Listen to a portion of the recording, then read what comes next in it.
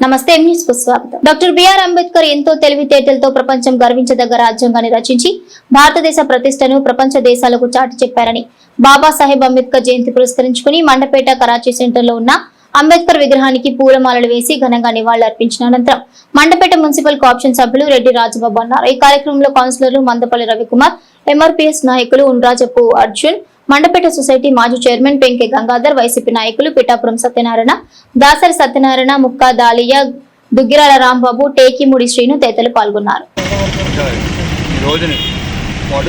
బడుగు బలహీన వర్గాల నేత భారతరత్న బాబాసాహెబ్ అంబేద్కర్ గారి 134 జయంతి ఘనంగా జరుపుకుంటున్నారు.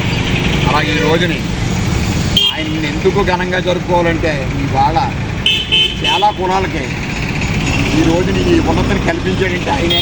ముఖ్యంగా ఎస్సీలు, బీసీలు ఎట్టి పరిస్థితుల్లోనూ మర్చిపోకూడదు. అలాగే మన భారత రాజ్యాంగాన్ని అంటే మనకు ఏదైతే ఆచరించాలో మన దేశం, మన ప్రజలు ఏ విధంగా ఉండాలో నేర్పింది ఆయన. ఈ చట్టాలు ఇవన్నీ చేసింది ఆయన. ఆ ప్రకారంగానే మనం నడుచుకుని ఈరోజు ఇంత అభివృద్ధి సాధించాము. ఆయన ఇచ్చిన ఫలాలను మనం ఎప్పుడు మర్చిపోకూడదు.